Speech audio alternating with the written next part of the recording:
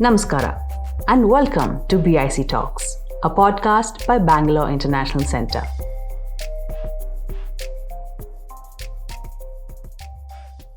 Today, we think of Mohandas Karamchand Gandhi as the father of the nation in India. But Gandhi himself thought of Dadabhai Naoroji as the father of the nation. Listen to historians Dinyar Patel and Prashant Kidambi talk about this larger-than-life figure. He left behind a large legacy of his work critiquing British imperialism and laying the foundations for Indian nationalism. Dinyar has recently authored the book Naoroji, Pioneer of Indian Nationalism. Dinyar and Prashant were live on BIC Streams for this discussion on February 13th, 2021. Head on over to YouTube and the Bangalore International Centre channel to see the full unedited version of the same conversation. Over to Prashant to start us off.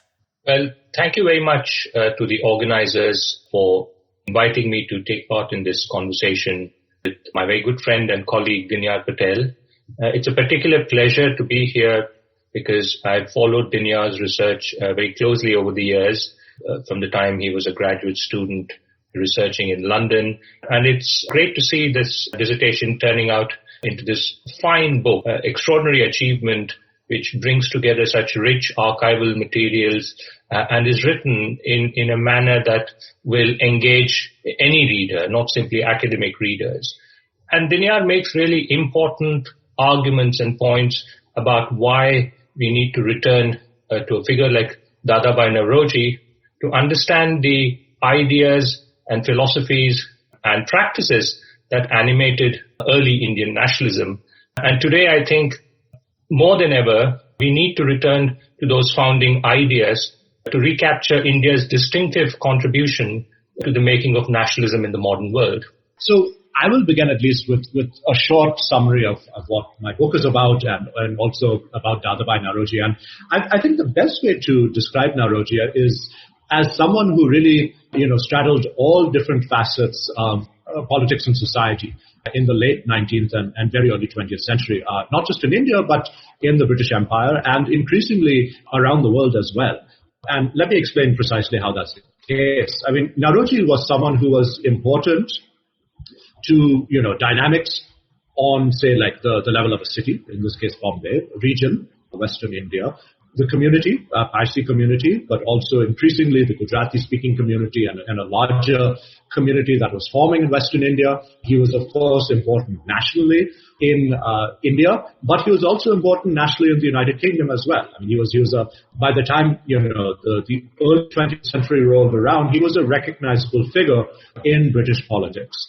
And lastly, by the 1880s and 1890s, he emerges as a global figure as well in the very beginnings of what we call now global anti-colonialism. I mean, his name and his writings appeared not just in the context of India and India's struggle against British colonialism, but also appeared as far away in places like South Africa, in newspapers, the United States, in terms of, the writings and speeches of important political figures like William Jennings Bryan, anti-colonial figures in the US as well.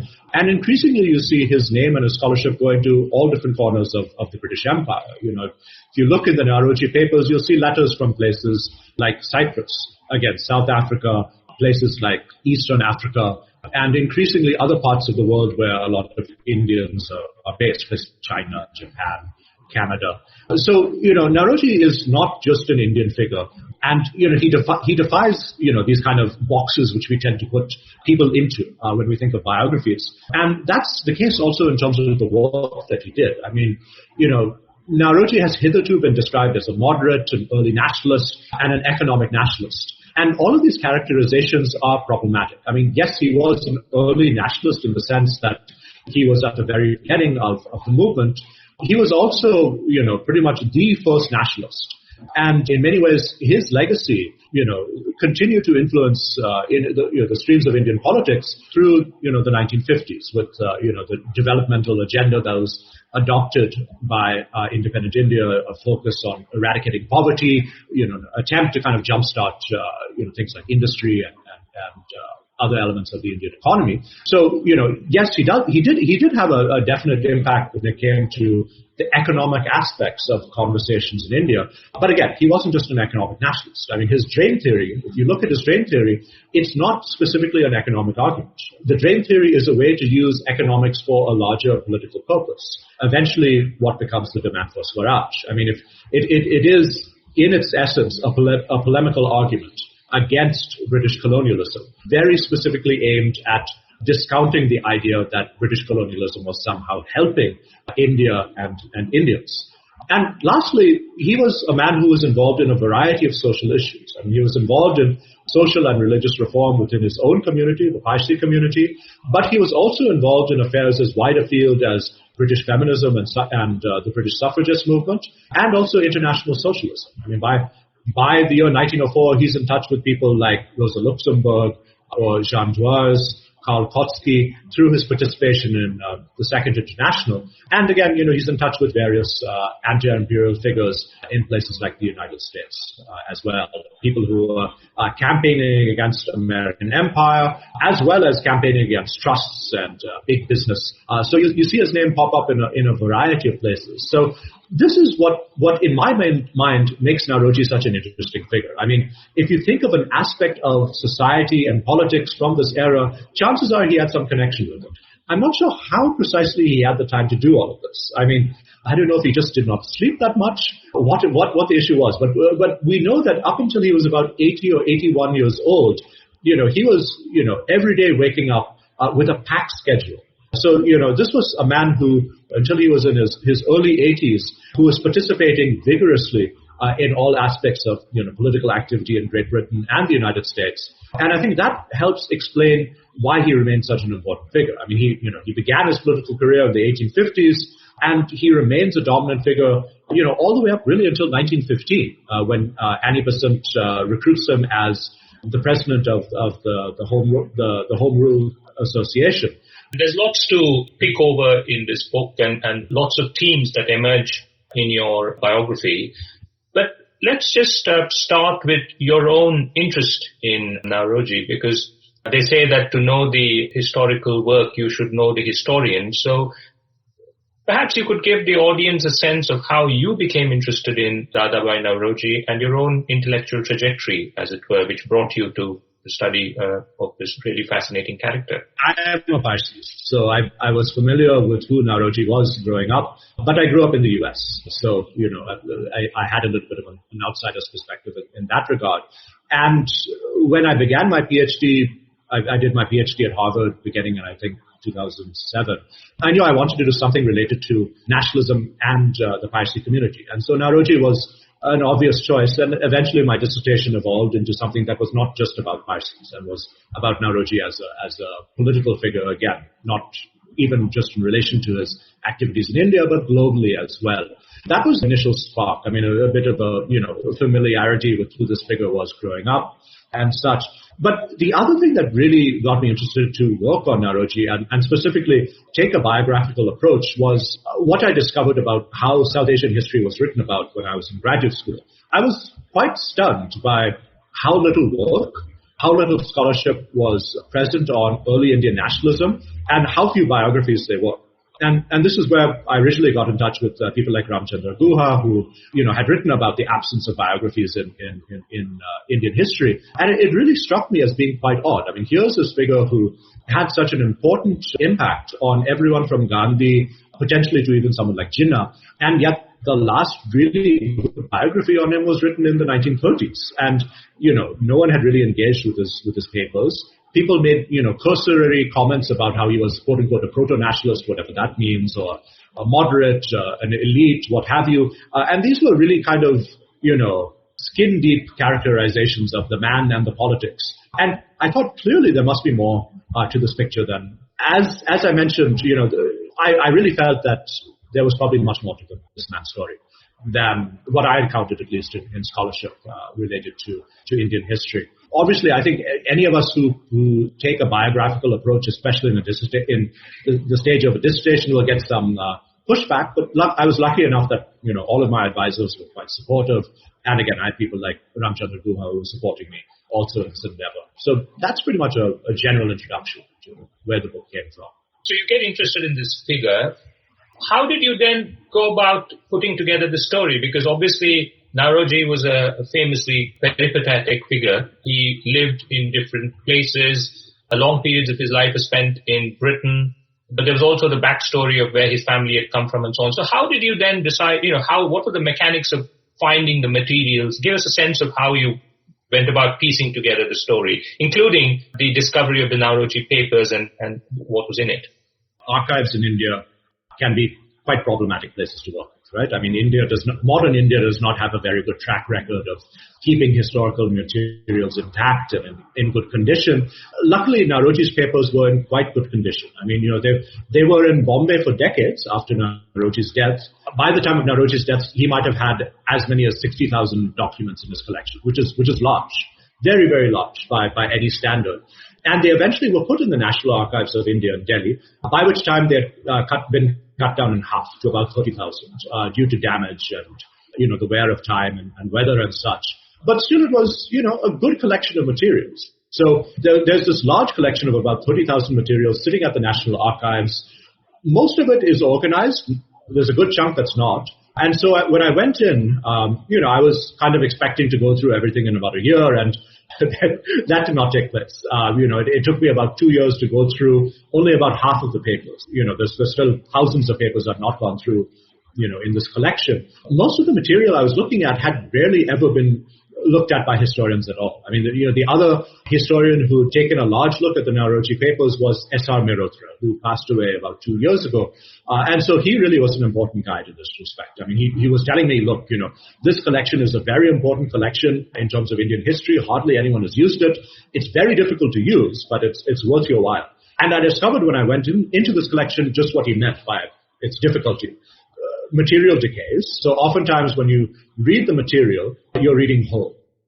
You're not reading ink upon paper. That ink has actually corroded away due to acid in the ink. So it could be a bit of a detective mission to find out what exactly was going on. Key letters would be missing. Sometimes, the incoming letter was there, but the outgoing letter was not there. So you had to kind of reconstruct conversation.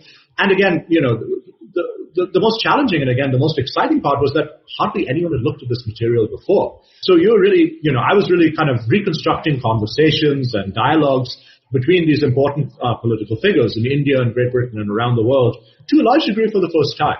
And that was extremely exciting. I mean, you got to see the inside dynamics of Naoroji's relations with someone like, say, Henry Hinman. Hinman was an important socialist figure in Great Britain, the founder of the first British Socialist Party. And Hinman was quite a character. I mean, 130 years later, you could still kind of feel the force of his character come from the letters that he was writing. I would look at his correspondence with people like Bairamji Malbari, who was a social reformer based here in Bombay. And likewise, I mean, Malbari and Naoroji were very close friends. So their correspondence was very spirited. And again, you could tell, kind of the force of personality coming out over there. And then there would be other figures like Gandhi. There was a lot of correspondence between the two men, but hardly anything survived. I think there were a total of 6 letters that survived from Gandhi in the Naoroji papers. So what do you do with that absence? How do you reconstruct something where only maybe 10% of the surviving material is there? So it was a challenging process, but extremely enjoyable also. I really enjoyed kind of like the kind of perusal that was necessary in order to fit together the story. I can empathize, and there's a lot that's very familiar, especially this sense of the historian in the first instance as a kind of detective. You're trying to piece together stuff that's lost. And perhaps readers who see the finished book in their hands and read the fine prose are perhaps not entirely cognizant or aware of the fact that, all this work has had to go into actually piecing together the story. So you've pieced together you've collected the materials, you've got your sources. And then, of course, for the biographer, there is the important challenge of how you actually tell the story. Because, there's one way of writing biography, which is one thing after the other and leaving nothing out and being as exhaustive as possible and bringing in all the personal stuff, especially in the case of public figures, to bring in all the personal elements, but also all the public activities and so on. And sometimes it can get a bit tedious because if it's one thing after the other, the reader is a bit lost in terms of what the actual structure of this life is, or what it is one is meant to be looking at. There's everything, and one is left a bit clueless about what it all adds up to. But you don't do that. You have a very particular take with this material. And what I was very impressed with was the way in which you organized the chapters and the way in which you structured the biography itself. I mean, you have the early years in Bombay and the background, and that's pretty much connected up with the themes of Naoroji as part of this young Bombay, which emerges in the second quarter of the 19th century. Then you have the move to London and his growing awareness of what a massive global enterprise the British Empire is, and within that India's place and his gradual realization of the economic impact of British rule on India. Then you have his move from, as you say, theory to practice, that he then wants to start doing something about it. He just doesn't want to analyze it. And so you have him taking part in elections in Britain. Extraordinarily, can you imagine an Indian standing for the British Parliament in the high noon of empire? So you have the story of his career as an MP, the way he stands for elections, that whole process, what that entailed. And then you have the final phase when he's actually becoming more radicalized, coming in, making connections with, by virtue of being in London, which is really not only the heart of empire, but also the heart of anti-imperial politics and the connections he makes. And then, of course, you end on, the final years of his life when he's kind of gradually withdrawing, but still a huge figure and still involved in the activities of the Home Rule Leagues, for example, as late as 1915, 1916. So it's a 90-year life, and you have this very analytical, very effective way of telling that story through these particular conjunctures and these different stages in his life. Can you take us through that process about how you decided to tell the life this way? Was it, because obviously this was not simply given, you had to construct it. Tell us a bit about your thought process and how you put this, take the sources and turn it into the story. The one, I guess, most important constraint that I at least had over here was that my publisher said there is a word limit, right? I mean, maybe 40 or 50 years ago, you could write on for 400 pages about a figure like this. And indeed, the last good biography on Naoroji, which was published in 1938, is about, I think, 400 or 500 pages. And so there was a lot of material I had to leave out of this biography. But I tried to orient Naoroji's life around three specific phases. I mean, it kind of dawned on me one day, that the life that he led and the particular political career that he pursued really evolved in three specific phases. I mean, one was, work on the drain of wealth, right? I mean, doing the economic analysis and showing just why India was poor, how India was being impoverished, and, putting the numbers on the table. And that took, 20 or 30 years, right? Before that, of course, there's his youth, and I deal with his youth, as you mentioned in the first chapter I have. But, so his first stage is empirical, it's scholarly, and it's beginning to be political, but politics dominate the last two phases of his life. In the second phase of his life, he decides to engage with British politics. And then this is where he stands for election to the British Parliament. And, at the very end of the first page, he had made, in the year 1884, for the first time in public, this declaration of how India needs self-government. And this is, a momentous time. I mean, 1884, for the first time, you have an important Indian nationalist leader saying in public that India needs self-government. I mean, this is decades before the idea becomes relatively mainstream within the Congress, which happens around the very early 1900s with Swadeshi. So this is a pioneering moment. But Naoroji strategically puts that on the back burner in his second phase, because he wants to engage with British politics. And of course, if you want to engage with people in Britain, you don't want to necessarily say that you want, some form of self-government from them. So, he kind of retreats to a bit more of a moderate position with regard to India. But at the same time, he crafts all these ties with people you wouldn't really expect, right? I mean, socialists, feminists, and people involved in the suffrage movement, people involved with, Scottish nationalism, for example, Irish nationalists, socialists in Europe. So it's a phase where he really tries to achieve concrete reform. So if the first phase was empirical scholarship and theory, the second phase was, again, as you said, putting that in practice. But it doesn't work, right? I mean, even though he gets elected to Parliament and even though he hammers away at British colonial policy from the floor of the Commons, he loses. And whatever he tries to push in Parliament, pretty much meets with a dead end. So the third and last phase, which is the shortest, lasting from 1895, when he loses his election, re-election to Parliament until the year 1906, when he gives his last speech as the president of the Indian National Congress, when he's 81 years of age. This is a phase that's marked by increased radicalism. So again, this is when Naoroji is in his 70s, and you'd expect someone in his 70s to be more conservative, more measured, and kind of step back from the political limelight, and Naoroji does the exact opposite. He doubles and trebles his activities. He becomes more radical. People in the British government are this close to saying that you're trespassing the line of sedition in some of the statements that he's making, and he engages with a more kind of advanced, progressive type of politics, not just in India, but around the world as well. And this is when he engages with anti-imperialists around the world, socialists in Europe, and starts talking to people like Gandhi, engages with Tilak to a certain degree about the nature of how nationalism should develop in the next phase. And so those are the three kind of major organizational blocks around which the biography is focused. And what I really try to say is that, look, in the last phase, Naoroji is too radical for the moderates and too moderate for the radicals. But with his Congress speech, he really, in many ways, hands the baton to the radicals. People like Tilak are very happy after Naoroji's speech. People like Gokhale and Firoz Shah Mehta are not as happy with what Naoroji has done by saying that Swaraj is the goal of the Congress, and that Swaraj could be within the British Empire, or it could potentially be even without the British Empire as well. Yeah, and I think that's really fascinating. And I think one of the things your book does is that it calls into question, in a very subtle way, this distinction between the moderates and the extremists, because in a way, as we see that those boundaries keep shifting across time. And I think Tilak has that great quote about how the extremists of yesterday were the moderates of today, and indicating that sort of generational shift.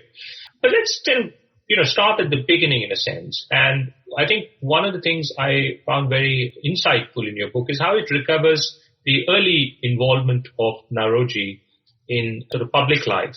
And we associate Naoroji very much with the birth of economic nationalism and so on, and kind of annex him to a national story, right? I mean, so he stands at the head of this long line of nationalist thinkers and so on.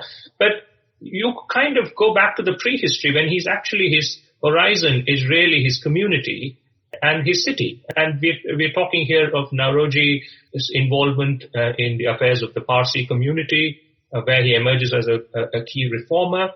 And then his activities in Bombay itself, and this whole idea of, is it New Bombay or is it Young Bombay? I can't recall now. Was it Young Bombay. Right. Young Bombay. Yeah. So, and this is really the first generation of the Indian intelligentsia taking shape in the cosmopolitan milieu of Bombay. So, can you give us a bit more? Can you tell who haven't read the book a bit about recovering that story, and why was Naoroji important in the history of his community, the Parsi community, and why was he important in the history of Bombay in this period? Yeah. So this phase of Naoroji's life is the most difficult to research, and there are a few reasons why. I mean, first of all, there's very little archival material left, so a lot of it has to be reconstructed. A lot of it was also conjecture based on what evidence was there. And the other big challenge for me, at least, was that a lot of it was in Gujarati, so a sort of antiquated Gujarati from the 1850s. Dadabhai Naoroji was a brilliant man, but his written Gujarati is extremely difficult to read. I mean, it's this was an era before Gujarati was standardized, and so you're reading rambling sentences, spellings that make no sense whatsoever. And, I actually would show this to a few Gujarati language experts, and their heads would also spin and say, what the heck is this man saying? So it was a difficult thing to research. It was in many ways kind of the most colorful chapter in his life, because you really read about not just about how Naoroji develops as a person, but how Bombay develops as well. So Naoroji was born in 1825 in Bombay. A lot of people think that he was born in Navsari in Gujarat, but he himself talked about how he was born in the neighborhood of Khadak, which is basically today's Bindi Bazaar. Those of you who know Bombay will know JJ Flyover. When you go over JJ Flyover, you're going over his neighborhood. So he grew up there. He grew up in a relatively poor family. I mean, his family had left rural Gujarat, probably because of famine and also just because of the general poverty of an agricultural lifestyle. They were part of, again, the Parsi community. So the community itself was obviously becoming very prosperous, but there was a very large part of the community that was quite poor. I mean, they were by no means the poorest people in the city. I mean, the poorest people in the city would have no house, right? He at least had a house, but, his family is not very well off. His mother was illiterate. His father was a priest. And he was expected to be a priest until his father died. And then his mother made the critical decision to enroll him in a free public school, a rather novel experiment in this era. And that changed everything. In the school, he was taught the English language. Several of his teachers were British individuals as well as Indians. And he's introduced into the cosmopolitan fabric of this emerging city. So in his classroom, one can say you had, again, a microcosm of the city. You had Hindus and you probably had a few Muslims, not many at this time, but you had Gujaratis, you had people speaking Marathi, Parsis, as well as members of the Catholic Christian communities there. And Naoroji grew up in a part of town where there was a large Jewish community as well. So he's getting a slice of life in the city. Bombay, again, before the 1860s, was also an extremely, extremely dirty, chaotic, and unplanned place. So the descriptions that we have of the neighborhood where he grew up are not very pretty. Dinyar Patel would talk about how basically streams of sewage would lap up against the foundations of houses, things like that, right? So it's not the greatest of places to live in, but it was exciting and it was growing. And Naoroji was a part of new educational initiatives like Elphinstone College. Elphinstone College was established in the 1830s as kind of the premier educational institution for higher education in Western India. And Naoroji was one of the first to really be enrolled here. And this was an exciting, dynamic place to be in because, again, not just English people or British people were teaching here, but Indians were as well. I mean, one of Naoroji's professors was a man called Bal Shastri Gangadhar Jambekar, who was a brilliant guy, absolutely, a polymath, someone who taught Shakespeare along with calculus. He tragically died, I think, when he was around 32 years of age due to typhoid. This kind of polymathic tradition that Jambekar had was bequeathed to people like Naoroji. So Naoroji grew up as a student in Elphinstone, not just specializing in one thing, but excelling in all things. So, we know from records in Elphinstone that he was a top-ranked student in political economy. He did well in things like astronomy, what we now call physics, mathematics he was very good at. He would lecture on things like the steam engine. And also he would talk about things like, politics and history. So this polymathic tradition was something that kind of distinguished Bombay in this era. There were many other polymaths, people like Bhavdaji Lad or Naoroji Farbunji in this era. There was a lot of intellectual ferment going on in this era. And consequently, you get what's now called Young Bombay, this period of where this intellectual ferment was meant to broaden out into wider society and bring reform and spread education across the board in Western India. Yes, and I think it's really fascinating because I was reading C.F. Andrews' account of Zaka-Ullah in Delhi, and that culture of the period between the 1820s and the 1850s in Delhi. And so you have this period before the Great Rebellion, the Great Uprising, when you actually have a new kind of order that's emerging, which is sort of bringing together Western knowledge, Indian traditions as sort of a very critical ferment that was happening, I think. And then, of course, the rebellion happens and cuts that short. And you had this, I think, happening in places like Bombay and Calcutta, but also in Delhi. And one of the ironies of this, of course, is there are two things that struck me here. One is this, we think of Naoroji as standing at the head of a long tradition of secular nationalism involving the economic critique of British rule and then the political critique around representation and so on. But what is very interesting is that in many ways, Naoroji's career might have been very different had he not moved to this new education society institution and then Elphinstone College, because he was training to be a priest, right? So it's one of those, could one call it an accident of history? Was it one of those chances that he might have ended up just training to be a priest and not embarked on this career that he did? Absolutely. I mean, he's very clear when he says that when his father died, when he was around 4 or 5 years of age, everything changed in his life.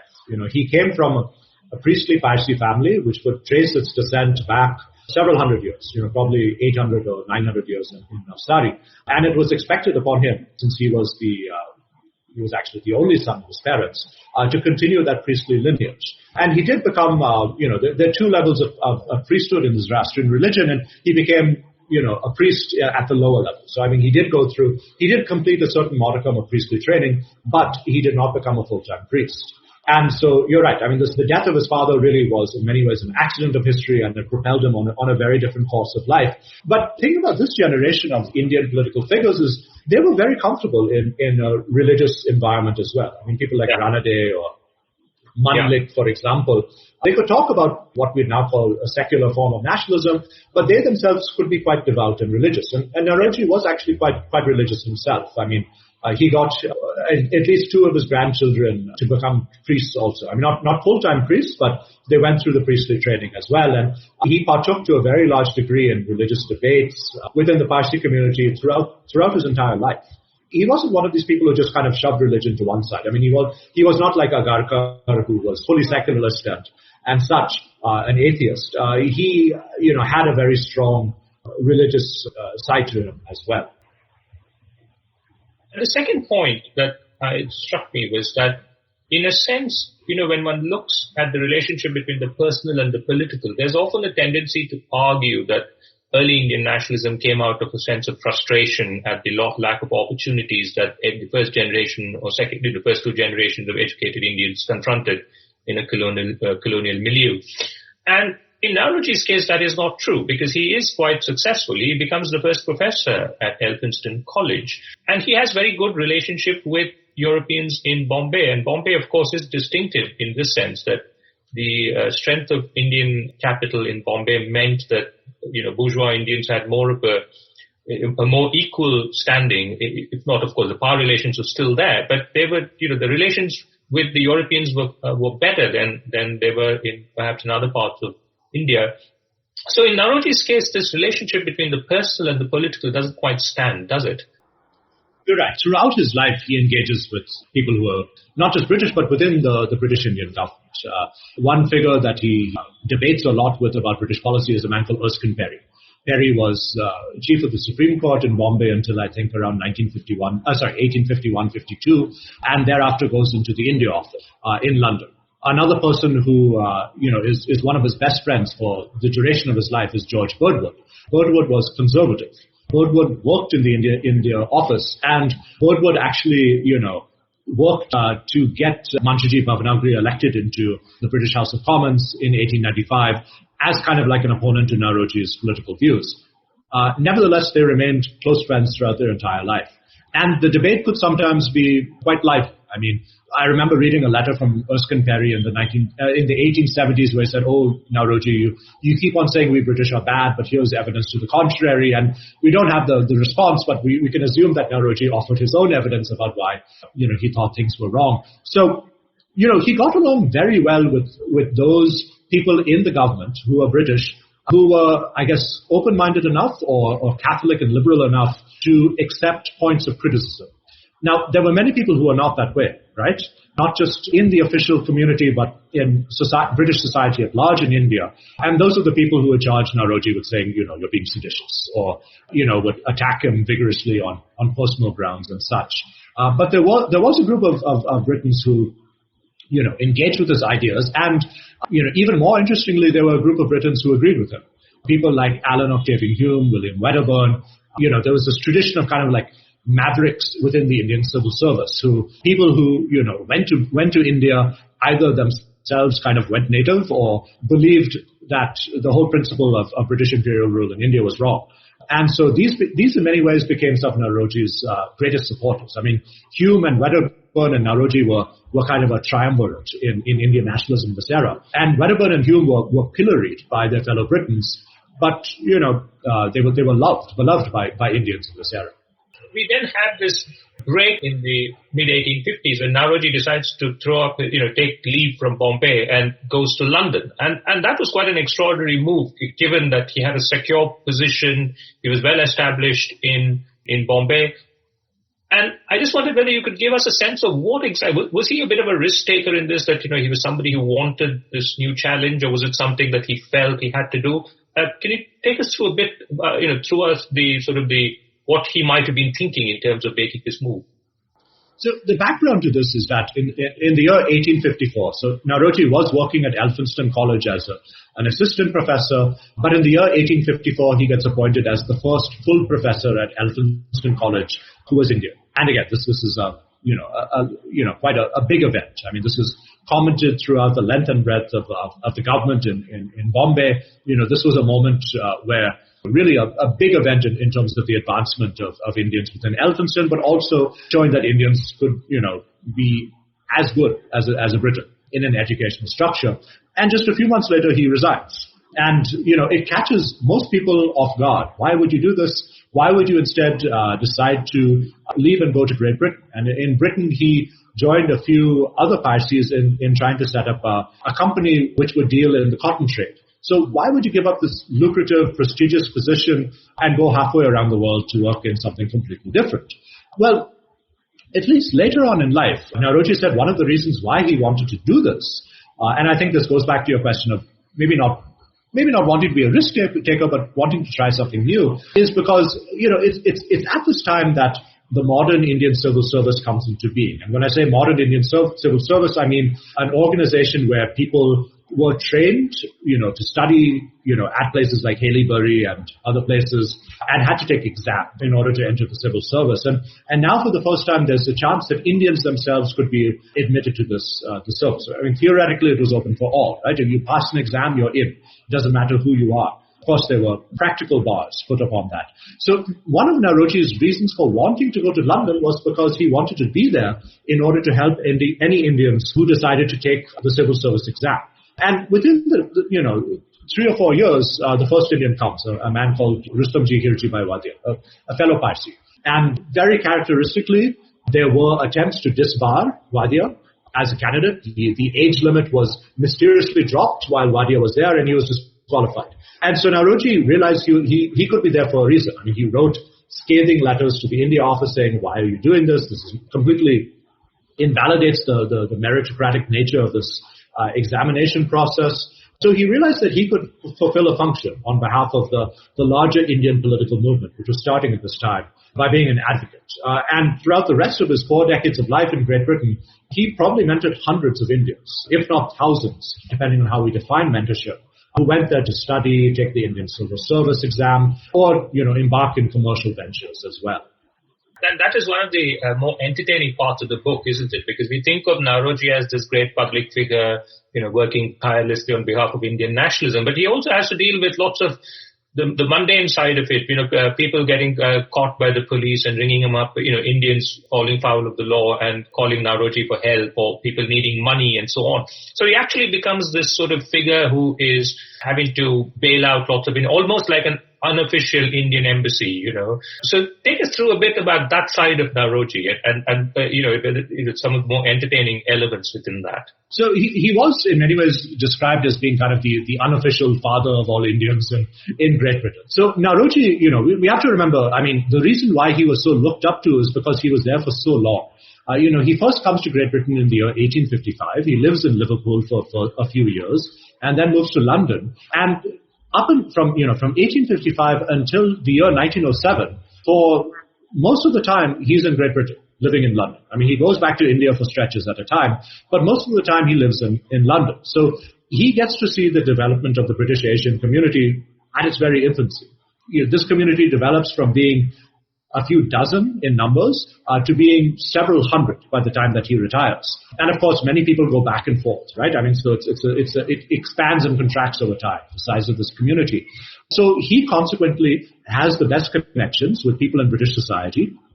And he does stuff like what you said. The most funny thing I found in the archival documents was this telegram from a police station in London where, a police officer writes a telegram very early in the morning just after New Year's Day and says, look, there's a drunk Indian in our police jail cell. Could you bail him out? He says that you're the person we should contact. And we don't even know if Naoroji even knew this poor Indian guy who was drunk and behind bars. But that Indian knew to go to Naoroji, because he was recognized again as being kind of this unofficial embassy, as you said. So Naoroji was doing all sorts of things for Indians. He was mentoring them in terms of their studies, telling them what they should study, who they should talk to, where they should live. He'd write letters of recommendation for people, everyone from, your average student to someone like Ramesh Chandra Dutt. When Ramesh Chandra Dutt was in London and he needed a letter of recommendation to get an apartment in northern London, he went to Naoroji. Similarly, whenever an Indian got into some sort of trouble, whether it was legal trouble with a Briton, whether there were family disputes, if an Indian came to London having left his family behind in India and maybe took up another family in London, which happened quite often, Naoroji would oftentimes wade into those disputes. If an Indian were put in a lunatic asylum, oftentimes he would be the person to try to get people out of these asylums. And, if an Indian died or had to be forcibly sent back to India for reasons of health or what have you, Naoroji would be there to kind of, make sure that things were in order. So yeah, in many ways he does function kind of in a consular role to many Indians.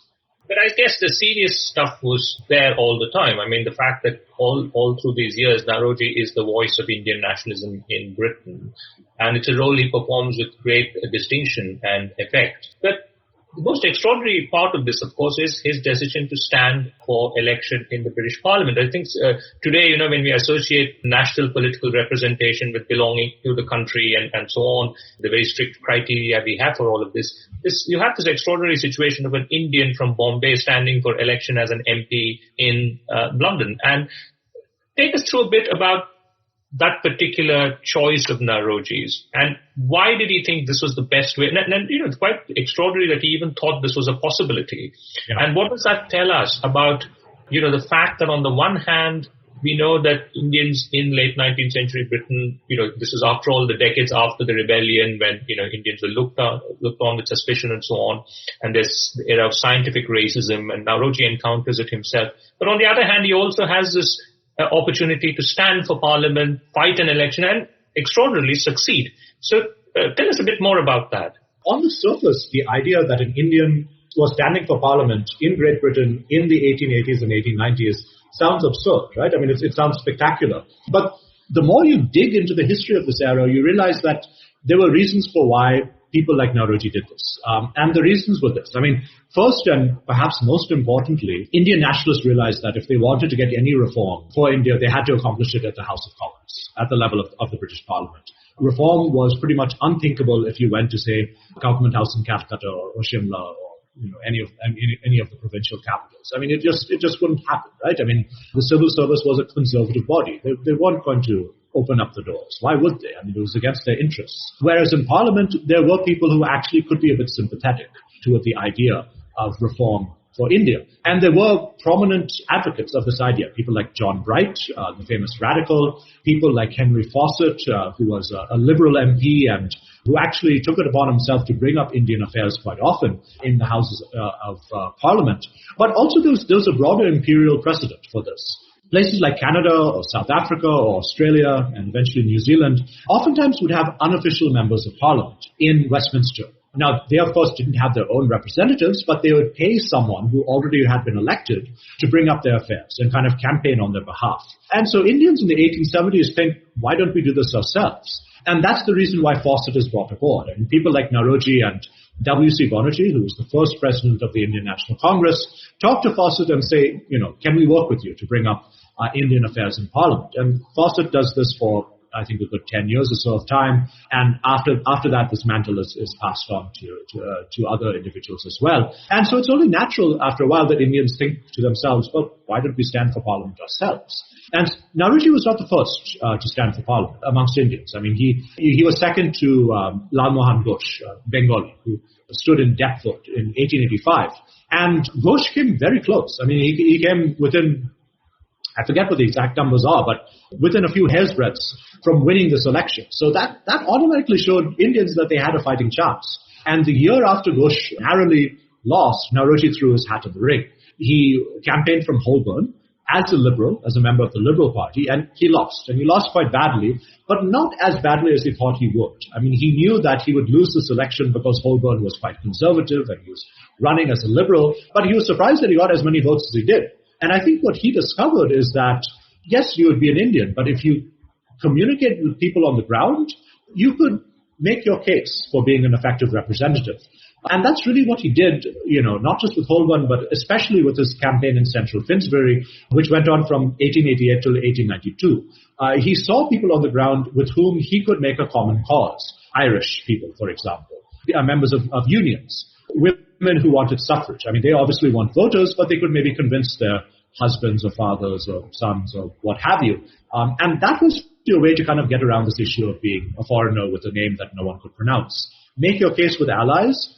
Show your political cards, show that, even though you look different and you might sound different, you have a different name, politically you're pretty much on the same page. There are a couple of things that I think your book does very successfully. One, I think, is that it shows we tend to tell the story of Indian nationalism very much in terms of an Indian framework, whereas what you're showing is actually Indian nationalism develops within a global framework through global network. I mean, those global networks play a very important part. They're part of the story of how Indian nationalism evolved. And I think you bring that dimension out very clearly with showing how Naoroji develops these links with international groups, with anti-colonial forces. And in a way that also contributes, I think, to his growing radicalization. The one question I had about that was, do you think that somewhere over the trajectory of his political career, Naoroji's case illustrates how there were limits to a certain kind of liberal politics within the colonial framework, and that Naoroji, by the end of his own life, had begun to recognize that somewhere. And that accounts for his growing tendency to use the language of Swaraj, albeit ambiguously. At least with regard to the first part of your question, I entirely agree. I mean, Indian nationalism was very global in its context and scope. And this, for me, is the thing that really interests me a lot about Indian nationalism. It's actually one of the topics that I'll be writing about in my next book. I mean, how this phase of Indian nationalism, indeed, Gandhian nationalism or Nehruvian nationalism or what have you, was not just confined to India. I mean, it was global in scope. I mean, there was a reason why Naoroji was talking to people in America or South Africa or Japan or what have you, because there was a larger conversation about rights and responsibilities and the color bar, and people like Naoroji were very interested in, say, the condition of African Americans because they saw a similar dynamic, right? A color bar that prevented one group of people from exercising their full political rights. That's what makes this period quite fascinating. I mean, just this capacious global outlook. Now, with regard to the limits of liberalism, yes, I think he was recognizing it by the end of his life. It was a very hard thing for him to confront because, if you look at Naoroji's rhetoric throughout his life, he would say things that might not sound very good today. He would recognize the just cause before his eyes. They had justice within their souls. He himself described himself as being a loyal subject of the British sovereign. So, there was a certain, the liberal nationalism had a certain element of saying, look, it's not that we're against you, the British government. We just want to exercise the full context of our rights that you promised to your own countrymen. And by the end of his life, he was having to realize that this idea of what academics will call imperial citizenship, the idea that an Indian could enjoy the exact same citizenship rights as a Briton living in London was, an impossibility. It's around the same time that Gandhi comes to the same conclusion. I mean, Gandhi realizes in South Africa that this is not going to happen, right? And we know that Gandhi called himself a loyal subject of the empire in the 1890s, and by the early 1900s, he realizes this is not exactly working out. So you can kind of tell how this really tortured Naoroji, because he goes against some of his most core convictions. And, he had developed all these great friendships and working relationships with with British individuals who are open-minded and would question the empire. And sometimes he felt himself in a position where he said, look, we have to go one step further and just completely separate ourselves from any sort of British imperial connection. He never really fully quite gets over it. I mean, his last speech to the Indian National Congress was as far as he went. Where he said, look, India should have Swaraj as its goal, and that Swaraj could take place within the empire, or it could be what he says, like the United Kingdom, which is kind of his way of saying we could just go it alone. And that's as far as he can get. He can't really get to the stage of someone like Tilak, who's perfectly comfortable with getting over the British connection. And I think that really reflects also the crisis of this tradition of Indian liberalism, that Naoroji both inaugurated. I mean, Ram Mohan Roy, I suppose, was sort of seen as the first person, but Naoroji is very much a central figure through the 19th century. And I think the limits of that are reached around this time towards, the sort of, especially the First World War is really a crisis moment, and that's when you see that it happens. But it also leaves this legacy, I think, interesting legacy, which Dinyar perhaps you might pursue, which is, the fate of that tradition, the Srinivas Shastri, the National Indian Liberation Federation and so on. I was looking at that sort of some stuff relating to them, and it's very interesting that they're trying to come to terms with this crisis that they face. And I think it's an interesting episode in the history of Indian liberalism itself, if one wants to write such a history, that particular moment. Okay, I think we are completely out of time here, but thank you so much, Dinyar, for a wonderful book and for so patiently answering these questions. I would urge everyone to read it. And for my own part, I think one of the things accomplishments of this book is that it actually makes us think about this early history of Indian nationalism differently. We tend to think there's a false equation between the moderate politics and elite politics. And actually, what you show is that Naoroji was plugged into so many networks, so many people, ordinary people related to the things he was doing and corresponded with him. He symbolized something for lots of, thousands of people, and that perhaps he was not as elite as, even though he was elite in his, by the time he finished, he was a member of this elite, but he had these networks and he was plugged into a larger world, and you draw the richness of those networks and the richness of that world beautifully. So thank you very much. And I look forward to running into you in the archives at some point. Thank you very much, Prashant. Thank you for listening in till the end. Please share this episode with a friend on social media, WhatsApp, or anywhere else. It would mean the world to us. And in case you're listening via iTunes or Apple Podcasts, please leave us a rating and a review. Subscribe to BIC Talks on email or your favorite podcast app, and don't miss out on future episodes. This episode of BIC Talks has Gaurav Krishna as our sound engineer, with support from S. Sarvanaraj and Lekha Naidu. And the accompanying episode artwork was made by Chandni Venkataraman.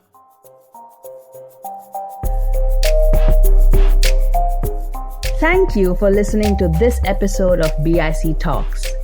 This podcast can be accessed on our website, bangaloreinternationalcentre.org, as well as on any of your favorite podcast platforms. Tune in for new episodes every week, and do subscribe to our YouTube channel and follow our Facebook, Twitter, and Instagram pages to stay informed on our latest updates.